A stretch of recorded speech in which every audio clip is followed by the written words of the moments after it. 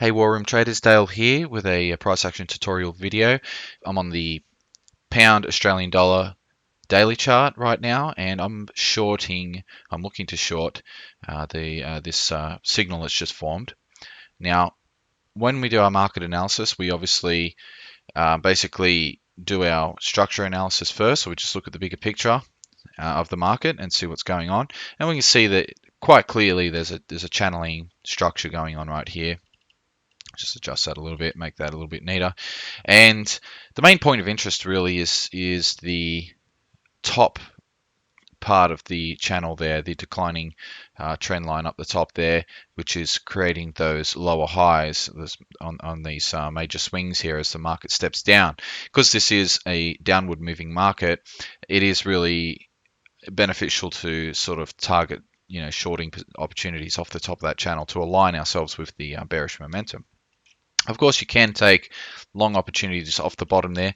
That would be considered counter momentum, and they do tend to work out okay. But to keep in line with the market momentum, you do have a better chance of working with the channel direction there.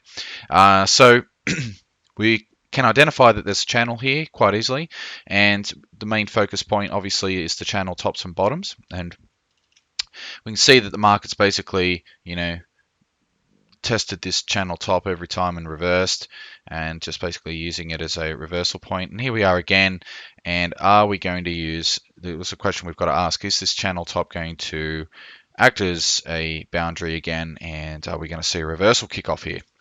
And to basically summarize or conclude sort of our analysis here, we just wait for like a price action signal, reversal signal, to tie up our analysis, and now we've got a reversal signal.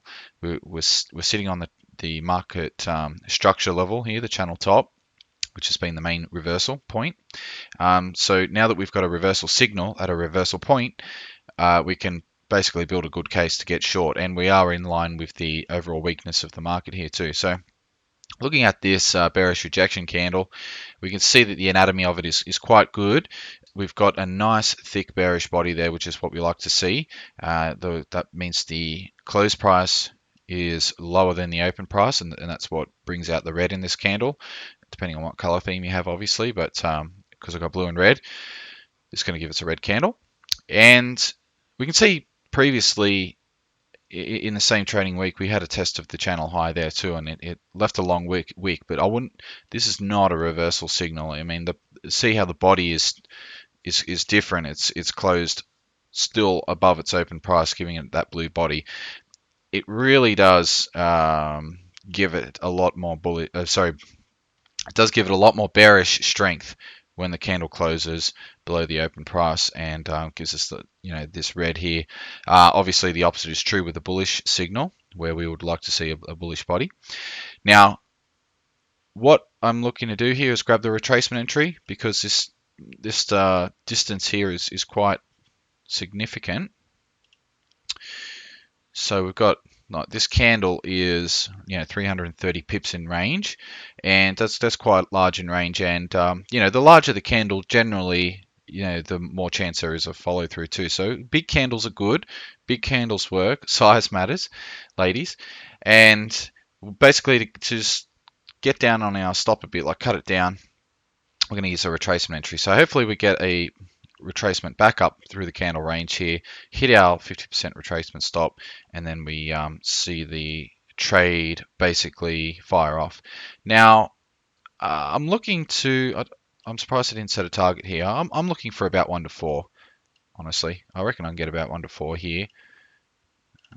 This magnetic lock on this fib thing gets annoying when it doesn't want to snap onto your levels. Just ignore that 40% again. I'm just basically using that for some testing. We could even get 1 to 5. Like if we just 1 to 4, 1 to 5, maybe I'll target 1 to 5 and just sort of like basically, sorry about that, my phone's going crazy. 1 to 4, 1 to 5 is a good target area. Maybe I'll just leave it open, or I think I'll just set it at 1 to 5 as a hard target. And if anything happens in between, like in this area, like maybe we'll get a a big bullish signal somewhere, and that could be like an early warning exit signal, maybe more like up here. That could be like just looking to target around this area. Any sort of like early warning exit signal we get around there before it hits 1 to 5, I'll take profit around this area. So anything beyond 1 to 3 here is excellent return. So I'm going to leave the video here. Hopefully we get that retracement trigger and this trade manifests into profit down here. Hopefully, because I think this is a really good trade opportunity. I have risked 1,000 on here, just so you know, and anything below 1 to 3 obviously is going to be 3,000 plus, so it's a really good return on investment. So hopefully this works out, and I'll come back in the next video and basically show you how it all went. Hey guys, back, and I've got an update here for this trade. It has hit its target, and I actually set the target at 1 to 4, probably just after I recorded the last video. I thought 1 to 4 was a smart target because we've got the market structure, the channel bottom there approaching just beyond 1 to 4 there, and you can get the market come close to the channel bottom and then bounce. You don't always get that perfect retest. If you set your targets right on the channel bottom there, it doesn't always play out nicely like that. So 1 to 4 was I think a logical target. And it's just been hit, and we're here on Monday. It's the Asia session, and we're just a couple of hours into London. And basically, this Asian session's been quite active, which is quite odd, but it's worked out nicely. I stuck with the set, forget, collect mentality, and that always works really well when you can develop that sort of like disconnection between you and the markets, and you just let it do its thing. You basically plan out the trade, and then you execute that plan, and you let that plan you mature in a natural way without you coming in and manipulating stop losses and micromanaging your trade and whatnot, which is always going to be detrimental. Now, a lot of traders would probably have trouble with this sort of like kind of pullback here. So we've had 3 days of selling, and that's just pushing the trade into profit, and we get to this point where we've reached a sort of like watermark point where the trade's reached about $3,000 or so there, and then the market starts to pull back, and then you start to see that floating profit and loss.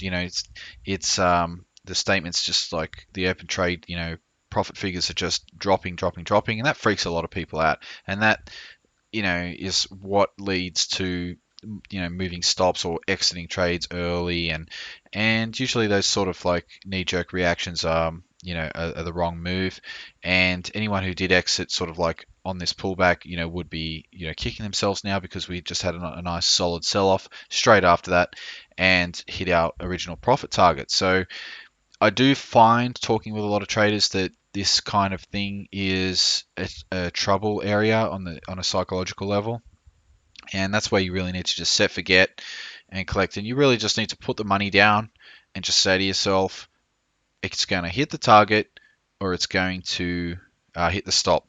It's going to have a binary output. It's either yes or no. It's going to work out, and just leave it at that. Now, of course, there's some clauses there. If there was some sort of like warning sign that this trade was not going to work out, a big bullish reversal candle or something, down this area, then we could say, or maybe just before the target, obviously, a big bullish reversal candle there. Then we could say, okay, well, that's the market telling us that the trade's not going to work out. But this little pullback here, it's just natural, and all these, this is how the market moves all the time. You can't freak out on these pullbacks. You have to let them play out, and you have to let the market take its natural course. Otherwise, you'll never hit these extended targets, and you'll never hit high return trades. You'll always talk yourself out of the trade, but if you're sitting there staring at it thinking, it's gonna retrace on me, or it's reversing on me, and freaking out.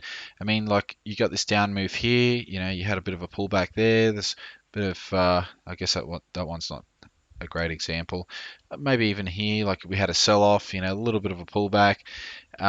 It's just really, it's just natural market move. This is this is how the market moves. It goes down, it'll pull back, then it goes down. It's the swinging nature of the market. It's creating new highs and lows, and you can't get freaked out by that. Otherwise, you're the one that's going to suffer in the end. So the reason I'm just bringing this up now is because just from recent discussions of traders doing silly things and talking, they say, oh well, I had this great trade going and then I just like got freaked out and I exited the trade, and then it took off and hit this mega profit target. And it's always going to happen to you if you try and micromanage the trades. But if you leave it set, so just going to set, forget, and then collect, and that's really on a psychological level, that's a really good strategy. So I hope this video has been a little bit inspirational for you to actually get out there and just let the market set your trades up and let the market take care of the rest for you. Go enjoy your life. Don't sit in front of the charts all day. I used to be like that myself, and it's not healthy. Gives you a lot of anxiety. You end up waking up at night and checking the charts in the middle of the night at really weird hours, and while you're half asleep, you're sort of like freaking out at the same time when things are happening, and yeah, it's not good. Okay, I'll leave the video there, and I hope you enjoyed it, found it useful, and I'll see you guys in the next video.